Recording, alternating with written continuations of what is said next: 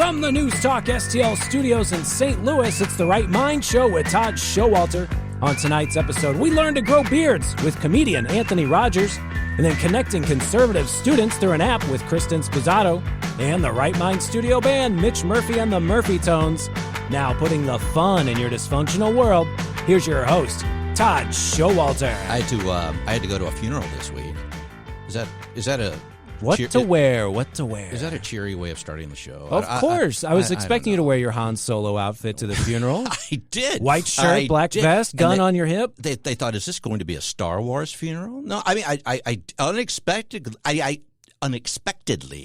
had to go to a funeral. I mean, it was like sudden, and I had to go as a friend. My wife's friend, as a parent passed away. But here's the thing. I'm going to cut. I mean, why do they have like the body right there? Why do they have the open casket? I mean, are you like a big open casket guy? I mean, I know this is a great way to start the show, but I've been stewing about this for a couple of days because I don't want anybody to look at me when I'm deed. Yeah, they never look like how you remember them, so it just tarnishes the memory, and you go, ugh, it looks horrible. And people always, but they say, oh, she looks so natural. No, she doesn't. I mean, do you look like you're dead all the time? No, I don't think so. I mean, I wasn't going to be rude, but I mean, you don't look natural. I told you what I want to do. Okay, when I pass away, which I'm hoping isn't for like a billion years, but I told you about the football whole. Yeah. Okay, well, I want to be cremated, okay, and I want to be put into a football, okay, a football. So the kids can still go play catch with Dad. Okay, let's go have a catch with Dad. You know, and that way they can throw me back and forth. And that way, it's cheery. You know, you don't have to be sad and say, "Oh, I looked at Dad. He looked so natural, even though he looked dead." No, we're going to go throw Dad around in the backyard. Isn't that's a better way of doing things? Don't you think? Yeah, I read a nonfiction book a while ago about the funeral industry, and I can't stop thinking about this. They actually have these little contact lenses with spikes on them that they put on the dead person's eyeball, and then they pull the eyelids over the spikes so that the eyelids don't just pop open in the middle of the funeral.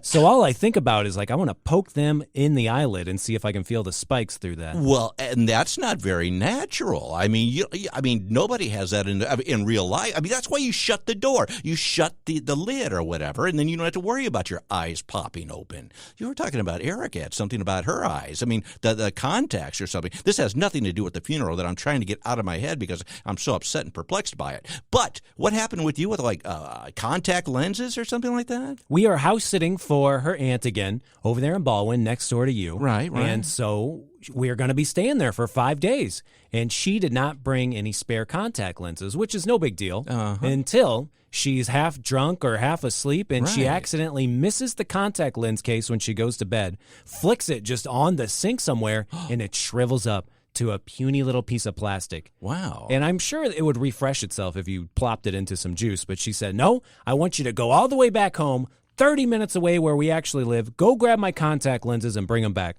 So as a good boy, I went and grabbed her contact lenses, and I brought them back, and she said, you know I have 2 separate prescriptions for each eye. Wow. I had only brought 1 case of just 1 prescription, and then to make it even worse, she said, I knew this was going to happen. Really? Like it was a test. So wait a minute. Back up the bus She had here. plenty of time to message me, grab 1 of each. Let's see if he knows and loves me. It sounds like no appreciation. I mean, did you say, excuse moi? I mean, could you not have at least said thank you? Did you say that? Because that's what I told you to do. Didn't I say that? Mm-hmm. I said, hey, the next time something like this happens, because you get slapped around, not physically, but emotionally a lot, okay? And so I say, hey, you got to wear the big boy pants. You got to tell her, hey, I'm the big boy. I want you to say thank you the next time I do something for you. Otherwise, I'm not going to do it again. I do that to my wife all the time. In my mind, I don't really do it for real. Otherwise, I'd probably be beat up or something like that. But I told you to do it, and you obviously didn't do it.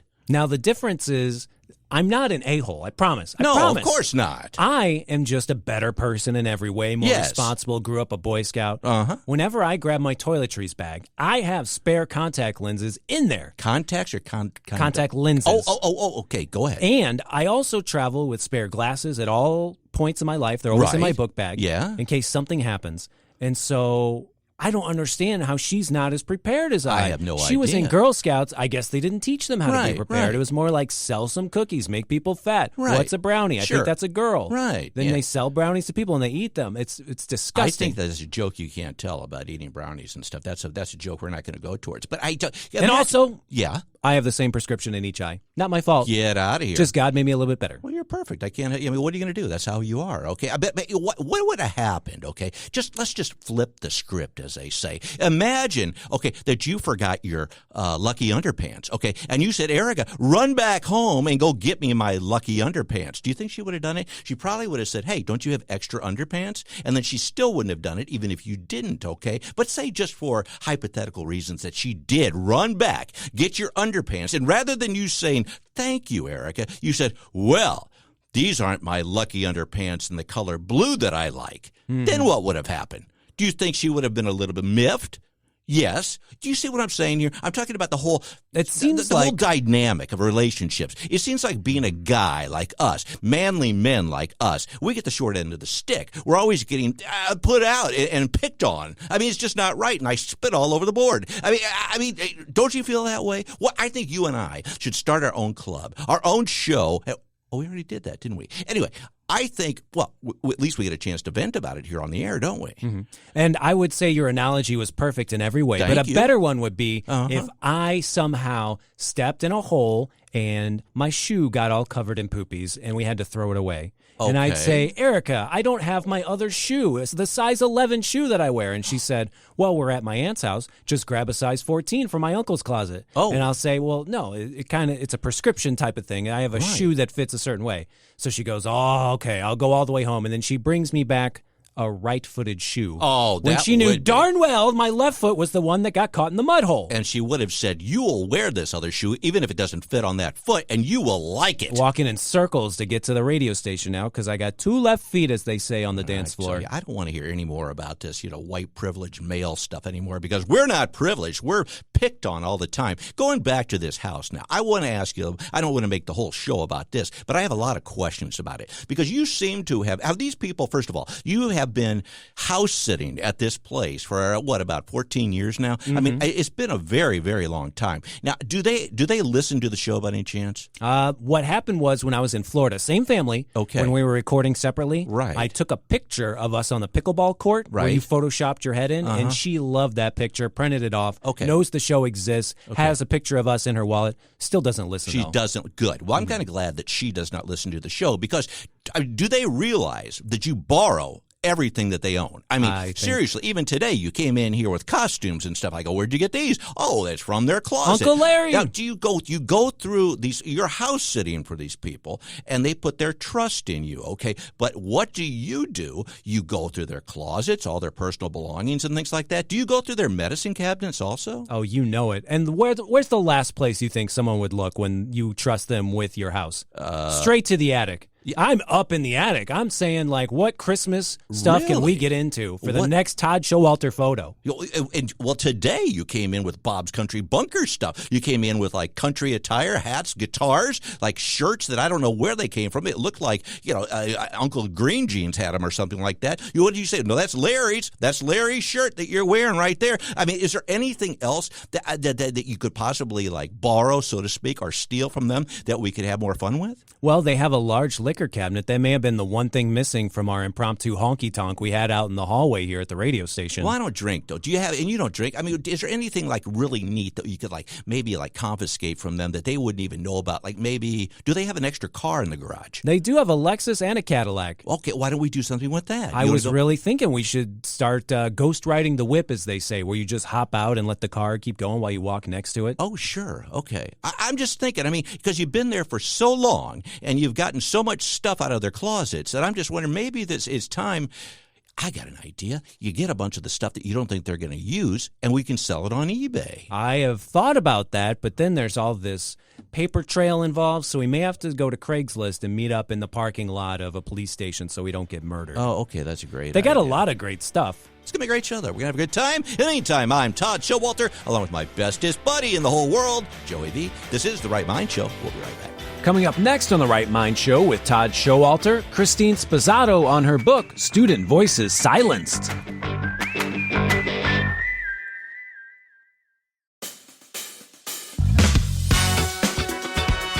Welcome back to the Right Mind Show with Todd Showalter on News Talk STL. And now a man who receives so much hate mail, he actually had to open up a PO'd box. Todd Showalter. And we're back. I'm Todd Showalter. My buddy Joey V. And on the line now is a good friend of ours, Kristine Sposato. How are you, Kristine? You've got a lot of stuff going on in the past, and I'm sure you do in the present as well. What's new with the app and everything else conservative-wise in Colorado? Well, my stones never grow moss. I'm always rolling. I know. So this is no different. Well, now I have decided to re-release my book, Student Voices Silenced. Okay. And what I'm doing now, I had thought that after, the Trump election, that things were going to kind of quiet down on campuses. And instead, it's gone crazy again. Oh, yeah. Well, so yeah, I am going good.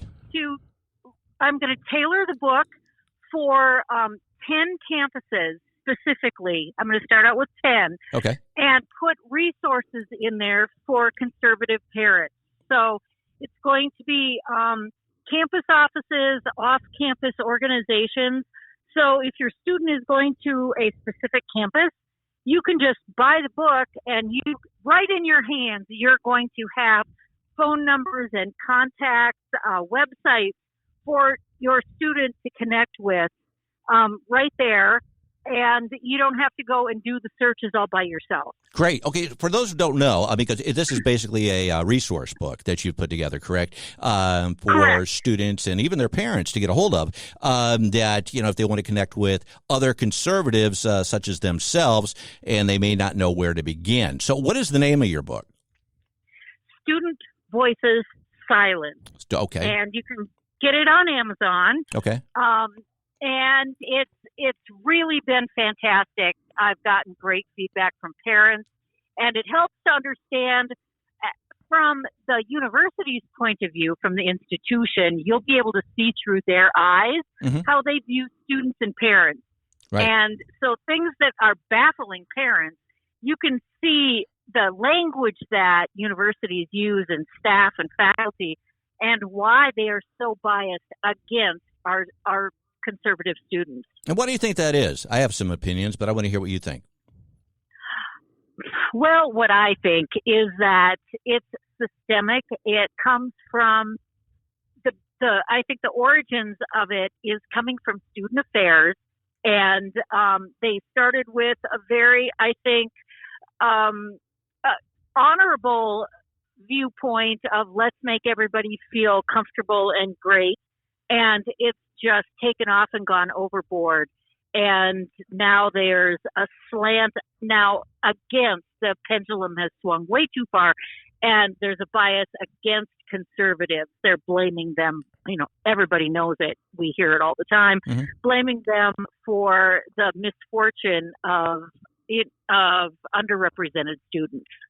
Yeah, and I think it even goes further than that. I mean, I think they're using that as a tool, but I've said it on other shows before. I mean, anybody that's really studied Marxism in any capacity, you can see that this is really part of, this is right out of the book.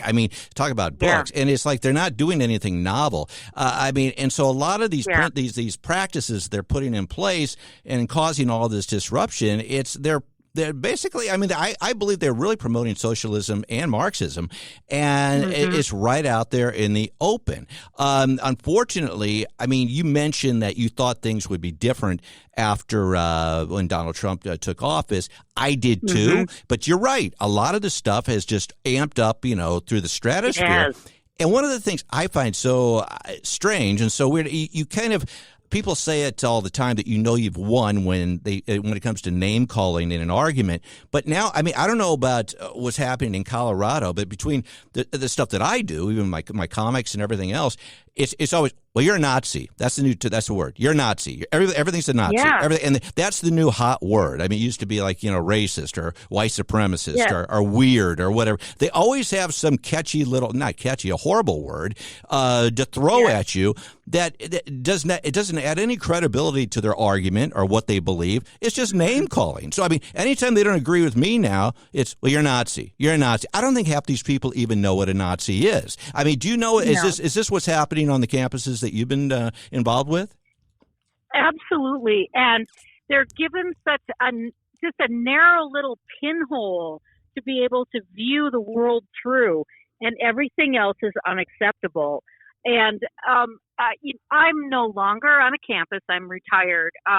But I still see some of my former students on, LinkedIn and some of the other social media, and students that I had that were still not completely indoctrinated when I had them. Now I see the things that they're posting, and they're the last few years that they were at the university and now out in the working world, they are completely off the deep end using that kind of language that they never used when I had them as, sophomores or juniors or even seniors at the university. And so it's deeply mired in the corporate world even. It's reinforced for them there also. And so when President Trump is saying, stop it at the corporate level, there's a reason, because it's so deeply ingrained in these students that now that's the only language that they know how to use. Yeah, and even our military too. I mean, and they're trying to put a stop to that. But you're right. You have people kicking and screaming just like little children, as you would expect. And it's you hit the nail on the head though with the word indoctrinated, because that's what it is. I mean, you have a whole group of people that have been heavily indoctrinated, brainwashed, if you want to say, rather call it that. Right. And, what you can't have logical, common sense conversations, arguments, whatever you want to call it, with somebody that's been brainwashed and indoctrinated, and that's what we're dealing with. And we've had other people on the show. We have Professor Jim from California, who is a professor at a very liberal school, again in California, and he said they're sticking to their guns. They don't care what anybody says. We're gonna keep doing as we've been doing, and if you don't like it, they don't care about having funds cut or anything. They're just going to stick to it. Well, Kristine, you also have. We only have about 30 seconds left, along with your book. And again, say the name again, and it's available on Amazon. Go ahead and promote it again. What's that again? Student Voices Silenced is the book. Okay. On Amazon. Okay. And actually, I'm going to pull the app, and I'm transitioning it into a workshop that's going to be online on my website. Okay. Which is my name, Kristine Sposato.com.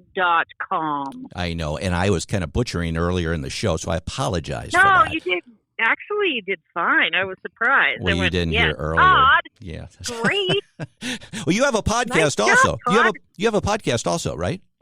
Yes. Okay. Yep, and that is Right Voices. Right Voices. Okay. Yep.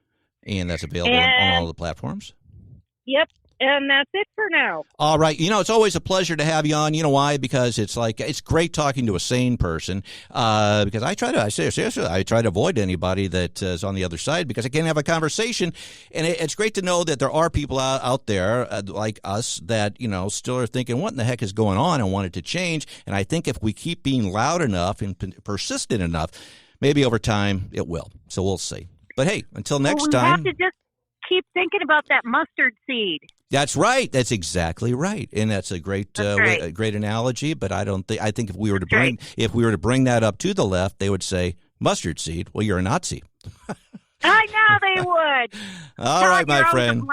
We will Till next time. We'll see you. Thank you so much. All right. Yep. Bye-bye. But in the meantime, I'm Todd Showalter, along with my bestest buddy, Joey B. This is The Right Mind Show. We will be right back. Coming up next on The Right Mind Show with Todd Showalter, bearded comedian Anthony Rogers.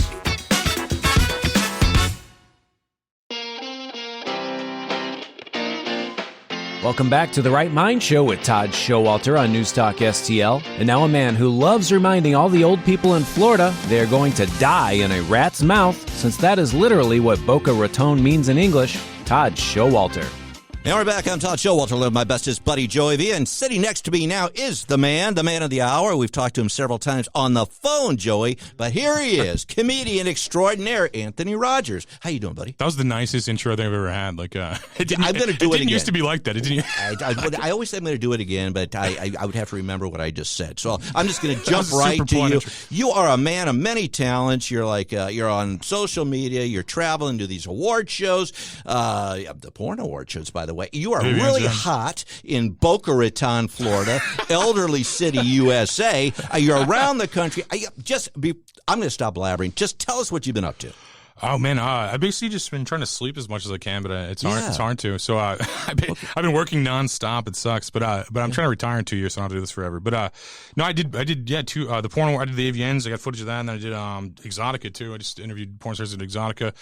Going to Daytona next week or the week after for Rockville, local to Rockville, and interview all my favorite bands as a kid. Really? Okay. Yeah. Now, what do you do? I mean, do you just say, hey, I'm Anthony Rogers, you know me? I mean, do you just show up, or do you get invited to these things, or how does that work? Because Joey and I try to go places, and they say, we don't want you anywhere near this place. Well, you have to apply for the press pass. You can probably do that with the radio station. I'd imagine it'd be pretty easy. I couldn't even go to the Cardinals luncheon. Oh, probably because you're conservative, and like the person that signs it's probably like what? No, it's like when you tell me what the station. It's because the station owner Joe says Todd can't go, and so that's why. So I bet you if Joey and I said we're going to go to the porn awards, Joe would say no, Todd's not going. If you put.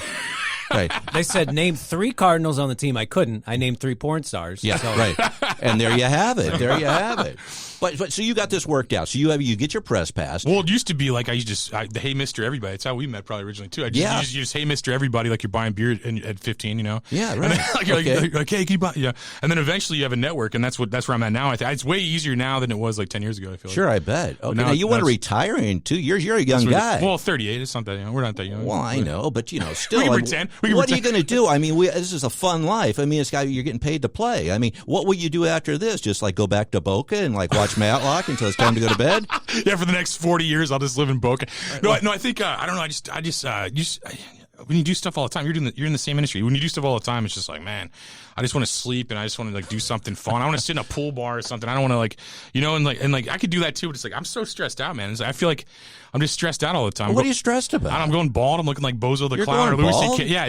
Oh, well, you got a hat on. You got a full beard. I mean, I think you'll look great, man. Just wear the hat, yeah.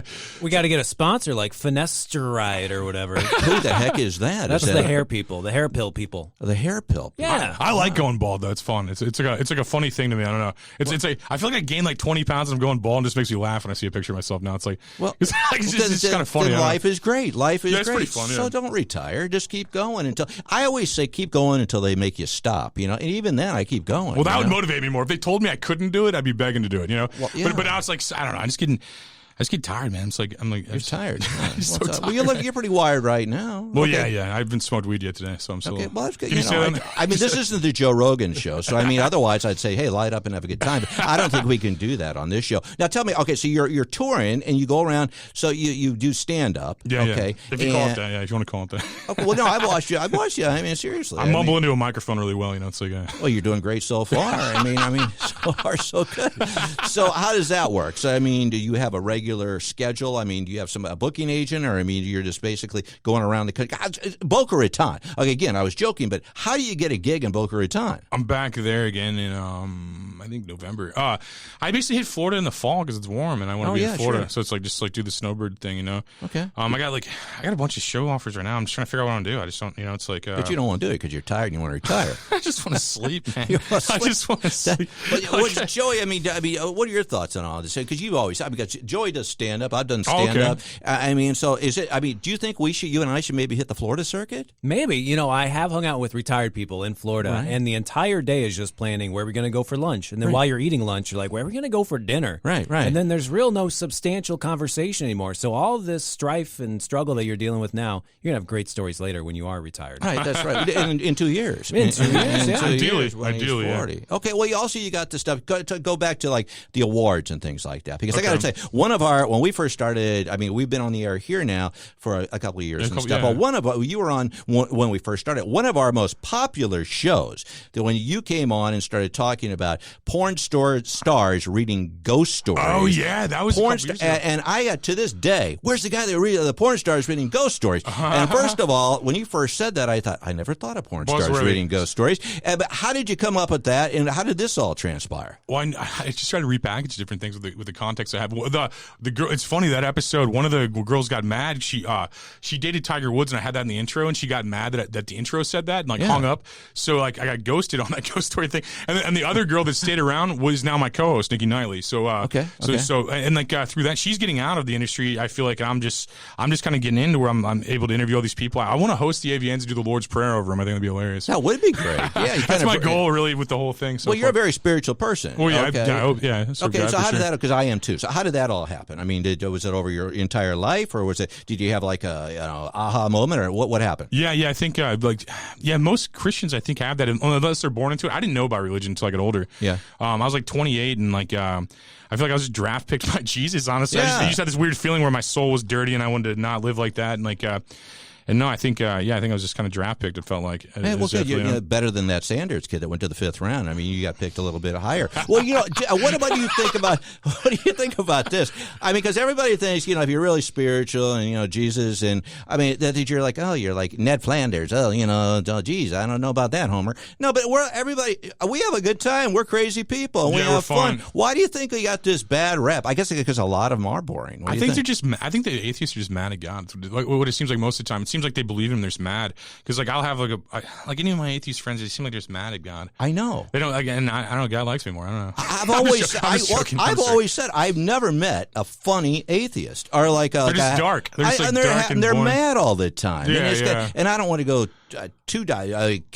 package them all together. But a lot of the liberal atheists are just very angry and mad all the time. And it's like, why don't you just cheer up, take a chill pill or something like that? Go watch Anthony and Boca and laugh a little bit. We get rid of them when we go to heaven finally, though, so it's good. Is that what it is? It's okay. we finally leave them behind. Now you get heaven after that 2 years period you retire, right? So hopefully, I'm not the judge. Hopefully, hopefully I can retire before I die. Yeah. Well, that's always. I like that. That's pretty much a good progression. So now you want to host the Porn Awards. Yeah, I want to host the AVNs and do the Lord's Prayer over it. I think it'd be hilarious. I love this idea. So have you actually approached them about this? Not yet. I'm still networking. Do you think that maybe we could promote it for you right here, and we could maybe start a campaign? Because Missouri, they're really big on petitions. If you get a petition with enough names, you can do anything you want. Change the Constitution, anything you want. So I bet this would be the perfect place, don't you think, Joey, to start a petition? Go ahead. Now, we're friends with Dave Wassinger, and he's got this big push for Buy Missouri, and we've got this dome downtown that sits empty most of the year. I wonder. Said buy like B-Y. B-U-Y. Yeah, buy not local, buy Missouri. Not B-I. We need to get together with Kara Spencer, Dave Wassinger, and get the Porn Awards to come into downtown St. Louis in the Dome and just host it here. There's so much space, so many people that are watching this stuff and studying up. I mean, why Vegas? It's getting so expensive. It's too hot out there. Vegas kind of sucks, too. It's like leaving there, dude. I was trying to get an Uber. The guy's like, I think they make you cancel so they get paid still. And I'm just sitting here waiting for 2 hours still. Well, I'm waiting. This guy's like, normally people cancel. That's what he told me. I'm like, well, I'm not going to unless you give me a cigarette. I'm giving you 1 star. Right. We need more baseball teams and hockey teams out here. It's already too hot and we can't keep the ice cold. But we need more sports teams out here. Vegas sucks. It's like dirty. Vegas is kind of dirty and corporate. Well, I know it is. I mean, Vegas. It's like 2 days. That's max for me. That's realistic. That's pretty realistic. It's like I know people that go out there all the time. Well, I'm going to spend a long week or whatever. Doing what? Yeah, I don't gamble and I'm married, so I don't need hookers. It's do they still have the people that kept slapping their wrist with those flyers? They'd flash. Oh yeah. They walk around everywhere and they're slapping their wrist with these flyers that they're handing. I remember. I mean, and it's like, what is this? And I mean, all day long they're handing me flyers, and I come back and I have confetti, because I have all these flyers and stuff. Now 2 days is about as much as I can handle. Now, do you have any aspirations though about doing a show in Vegas? Like a comedy show? Yeah, a comedy show. It depends. I mean, the budget's probably right. I mean, they probably pay you well. I don't. I wouldn't be against it. I just haven't done it yet, I guess. That's one of the few markets I guess I haven't hit. Like, see, that's why you're here. I mean, we're going to get you at the Dome to do the porn awards to say the Lord's Prayer. Then you're going to go on. You're going to go to Vegas, and you're going to do, take care of all that. So your career is pretty much. I can't retire now. I can't retire. You made all these plans for me. I can't retire. I think we can get this in under 2 years. I don't know. We'll do our, but that's going to be. It's iffy with the Boca gig. Okay, you could open because you still have your Siegfried and Reed. What is it? Siegfried. What's his name? Siegfried and Roy Halloween costume. I do. That's what. Oh, you remember Siegfried and Roy? Yeah, I think I saw that online. I think I saw you have that online. Oh, well, yeah, the guy that got mauled by the tiger. That was the easiest Halloween costume. Thank you, Joey. Blood everywhere in a white T-shirt. I did. I didn't know what to do. I took my kid's stuffed tiger. It was like a stuffed, and I safety pinned it to my neck, and I put a bunch of ketchup all over and that was it. And everybody thought, "What is that?" And I told the story, and they said, "You're horrible. Get out of here." And they, "Where do you live?" I go, "Up the street." They go, "We're moving." No, I mean it was an easy costume, whatever you want to call it. No, that is hilarious, man. Yeah, okay. You're also a big star when it comes to social media and your podcast and all that. Tell us about that. You got what your audience is up to 24 billion now or something. I wish, bro. I wish. Yeah, it's like it depends, man. It depends. Like Instagram, just the show Instagram has like almost 1 million impressions in a month, and like yeah. And like just, I mean, so Spotify's doing about 300,000 downloads a month. I mean, Rumble's doing good. YouTube's not really doing that good. Okay, but I don't know. So what is the secret? I mean, because you obviously I mean, is there like you know what your content is? I mean, what is the secret to your success? I think just I just work a lot. I just keep moving. I just don't stop. Moving. I mean, I didn't listen to all those people when I was 16 told me I couldn't do it. You know, I hate those people. I want to get a job at Kmart. I'm like, Kmart doesn't even exist now. It's great. Why do they want you? And it's never like, why don't you just go be a brain surgeon? No, it's always something like that. Why don't you go like unload boxes at Walmart? I mean, what? There's nothing wrong with it. It's just not that fun, probably. It's not that fun. It makes me tired. It makes me want to retire in 2 years. I think everybody's settled, and so they're surprised when you didn't. Yeah, I think it's one of those things, especially in a town like, I mean, in an area like this. I think, I mean, it's there's not many people in entertainment here. I mean, you know that. Right. Yeah. So I mean, how hard is it to get somebody like in person and like in your shows? Like, there's no entertainers here. Well, no, that's how I felt when I did it. So most of my stuff Zoom and stuff or StreamYard because there's no. I mean. There's just not that much entertainment. There's like Nelly, I guess, and like so you got Nelly, Glazer, I guess. You got Nikki Glazer, you got John Hamm, you got those guys. And then here's the thing about St. Louis. I mean, anybody that's like even semi a celebrity, it's like, you know, anytime they show up on anything, it's like they're your neighbor or something like that. Yeah. I mean, he's from St. Louis. So what? Yeah, I know. They don't do that in other cities. No, those guys you named, I'm like, I wouldn't want to talk to any of them. Yeah, it's like, oh, I wonder what Nelly thinks about the world. Yeah. Like, I mean, I just couldn't care less. You know, it's like it's one of those things. Like, I don't know. I think I love living here. I'm not saying that. I'm just saying it's just not an entertainment hub. You know, it's like I kind of like also. I kind of like the teams isn't around or just a bunch of stuff. You know, it's like we could just do whatever we want, really. Well, did you live in other places besides St. Louis? I've traveled almost everywhere, and like I could last about 3 days everywhere. I think. Yeah, right. And then I just want to move especially on. Vegas. That's 2 days. What? So you grew up here then? Yeah, no, O'Fallon. I'm from O'Fallon. Okay. So I mean, so you say, so you decided early on, 16, you want to do your own thing. Now you've been doing this ever since you were young. Not successfully, but yeah. Neither am I. I'm still here. Yeah. You know, I'm trying.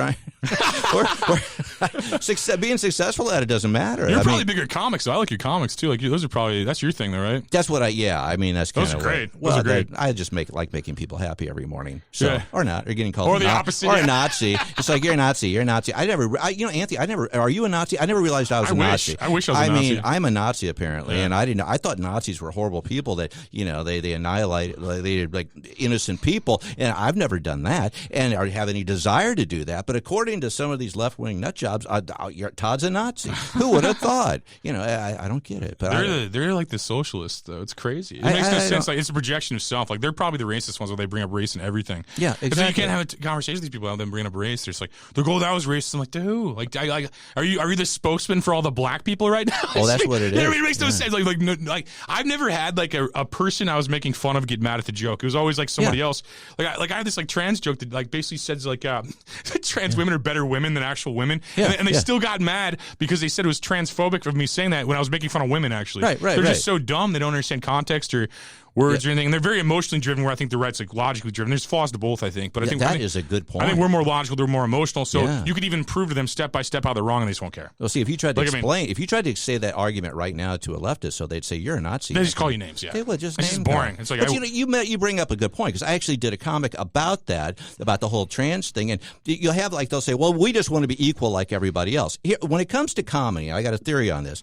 If I can't make fun of you, you're not equal. Okay. That's and exactly. the thing you is, want all these special rights, like right? Like if you make fun of Jewish people, you're anti-Semitic. If you make fun of a trans people, you're transphobic. Right, it's like shut up. Like I mean, it's like we're all just here to make fun of people. Exactly. And if you can't make fun of people, you're actually saying they're a protected class of people that aren't equal. You're actually saying that they're not equal if you can't make fun of them. Exactly right. So it's hype. And I think they're equal. So I know, and it's like we want to be equal. If I can't make fun of you, you're not equal. What do you think? They had this whole thing about. I remember a few years ago. I'm not a big Kevin Hart fan, but he got canceled from doing the Oscars for saying, I don't know, some silly thing that nobody cared about. Right. What do you think about all that? Do you think? I mean, as far as comedy and the state of comedy and where we're going, I think guys like yourself. I like to include myself too, Joey, whoever. I mean. I think just pushing, without having your foot to the floor, on that throttle, you got to keep going because the minute you pull off or try to appease everybody or be something for everybody, it's boring. I think that's why television is so boring. I think that's why everything is so boring because you try to be vanilla and you try to please everybody and it's just crap. I mean, what's your take on? I think it's comedy? easy to steamroll comedy because so many people are caught up by self-censorship. Yeah. I was canceled in 2014, but I lived in my parents' basement. Yeah. They're like, you're canceled. I'm like, from what? Yeah. And I'm like broke. And I live in my parents' basement. This makes no sense. I was like 20 something and like had to move back home and stuff. And I made fun of like the Mike Brown thing on like a major publication at the time, like Thought Catalog and stuff. And then like I had all these people call me white supremacist and stuff. Right. They're like white supremacist writer. I'm like, I'm a writer. Cool. Yeah. I'm like I just saw through. It never affected me because I'm like I know who I am and stuff. And I'm like happy they just called me a writer. Yeah. They're Right. like this racist writer. I'm like, at least I'm a writer. Exactly. And they're making fun of me in like I don't know like publications that like less people read than what I published it on. It was like weird because like you had like Riverfront Times calling me all these names and like all this stuff, and I'm like no one even reads that magazine. No one even knows what that is anymore. I mean, anyone younger than me has no idea what Riverfront Times is. It seems like I was actually their cartoonist back in. I was there. When it was cool. They didn't realize I was a conservative. Okay, I was like kind of like in the closet. It also used to be cool. It did. Riverfront Times used to be cool. It did. In the 90s and like that's when I was there. Back I used to do News cool. of the Weird and I did other things too. But I mean, back in it would have been that's when it was in 1990. It was awesome. It was a great time. It was before I was married. And I tell you what, if you needed a date, I mean, the girls at the Riverfront Time, wild girls back then. Okay, anyway. Now it's like homeless people newspaper or like blankets. It's like the homeless people stay warm with. Are they still around? I don't know. Actually, that's funny. They got sold, and basically they just run OnlyFans ads or something like that. Like it's Oh, spam for OnlyFans. They now. could sponsor your tour. Yeah, wow, I didn't realize. You're both at that. about the same level now. Yeah, that's We're wild. both bankrupt. Yeah. Well, hey, that's all. But who cares about being bankrupt? You're going to retire in 2 years. Well, what's coming up now? What's coming down the pipe? You got another another show coming up. You got other things going. What can we look forward to, and where can people find you if they haven't already? You can just Google the Anthony Rogers Show. It's pretty easy, or ChatGPT and stuff. It's pretty easy. But as far as like new stuff, like I don't know how I'm gonna try and say this the best I can on radio. But oh, sure. But Tuesday we have a guy that's doing the best butthole contest in the Midwest. Wow, really? His name is Jason Vest. He's been on like Kill Tony and stuff. Yeah, and he's doing a butthole competition. A butthole contest. Now is this like a proctology type thing, dude? I have no idea what it's based on. This guy's just hilarious to me. Okay, and like we're promoting that, and then. We're promoting that next Tuesday, and like, right. Okay. I don't know how you win, or I don't know how you lose. I don't know anything about it other than it just makes me laugh. Like the name of it alone was crazy, so I just said Joey, yes. do you think we could get him after he's on Anthony's show? He probably would do your show. Actually, he probably would. Is he a professional at this? I mean, I don't want some amateur. I mean, if he's in. Is he pro laps or he against laps? Maybe he's for lapsing. Yeah, well, this sounds.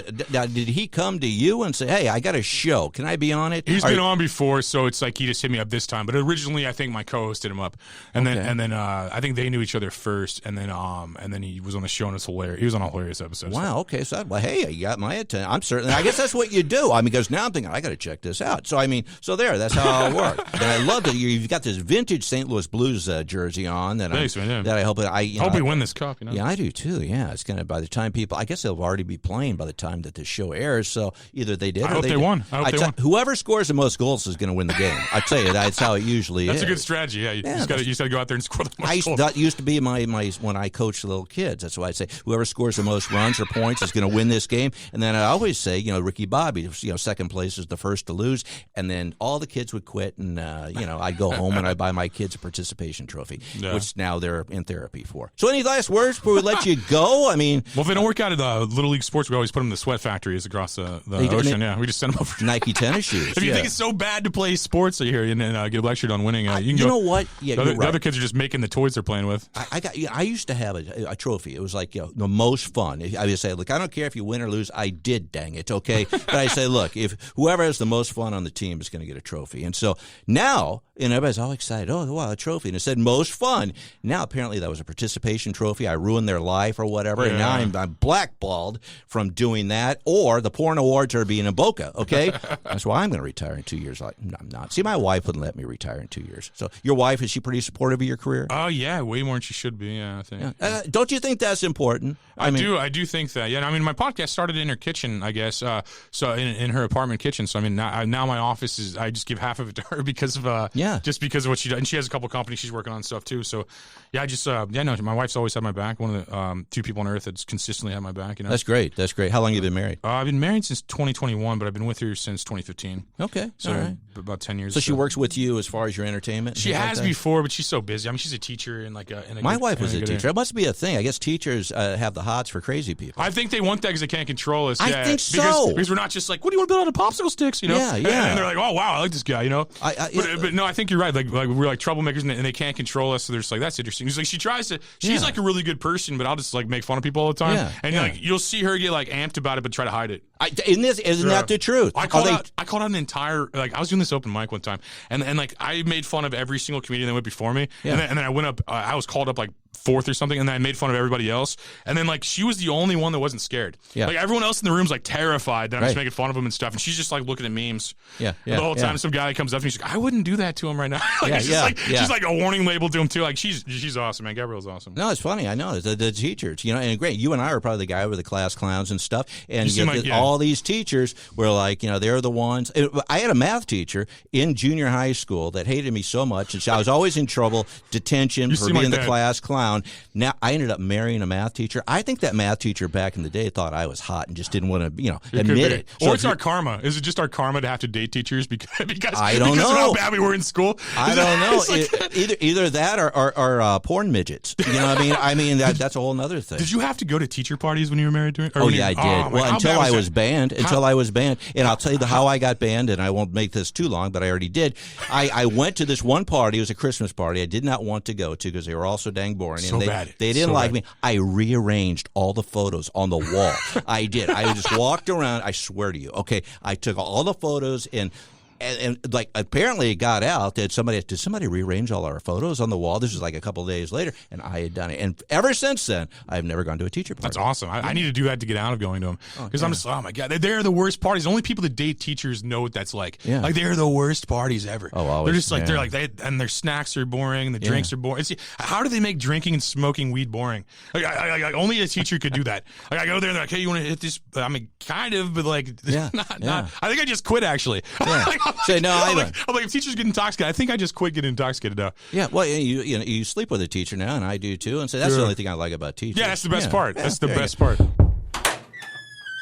I tell you what, Anthony, do you have anything you have to sell, like a Buick or like a dead body or something like that? Because if you have anything that you need to sell, this guy, Ethan, the sales guy, sitting right in front of me, he can sell anything, can't you, my friend? I can sell ice to Eskimos. Tell what's new in the Ethan world. Just trying to make a buck. Are you trying to stalk? Are you stalking any ladies out there lately? What's going on in Ethan's love life? No stalking any women. No stalking any men or men of any animals, gender, any trans, nothing. Animals, pets, anything like that. Nothing like that at all. You were adamant about coming on the show. Now don't make me pull stuff out of you. Can we borrow some money actually? Yeah, you got $20. What's going on? We're actually, if you're good at sales, we need some money. So it's like if you got any. This guy, and he drives. He has a giant bumblebee on his car, and I saw that car. Yeah, it's cool. a chick magnet. Chick magnet. It is. It's also a bug magnet. It's like a giant bug, splattered right into it. So what's up with you? You want it on the show. What did you want to talk about? Anything that you want to talk about. You forced me to come on today. I didn't force you. You begged me to come on. You said, "Look, can you please have us on the show?" I did it, and you said, "Don't make it 3 minutes like last time because I have a lot to talk about." I did it for my friend Joey. Joe. What do you mean?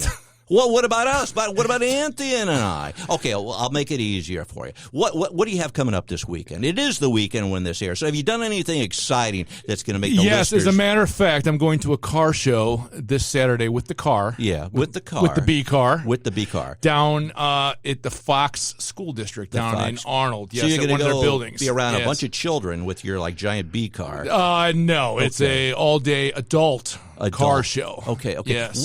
So how did you get into the sales business, Ethan, the salesman? My father was in sales, and I think it just wore off on me, and he used to work in the coal mine industry. In the coal mine? Yeah, so he was a salesman in the coal mine. He would travel the entire country and in Canada, I think it's just something I picked up, and, you got to have the gift of gab. Now, did you guys have a good relationship growing up? Yes, we had a very good relationship, but I didn't see him much because he was gone 4 days out of the week. He'd come home on Fridays, do his thing on the weekends, and he'd be back out. So he was out selling stuff in a coal mine. Now, was he selling coal in the coal mine? No, he worked for a company that sold equipment that coal mine processing stuff. Okay, I think we've got everybody's attention now. Yeah. Okay, well, your 3 minutes are just about up. Okay. You've got about 15 seconds.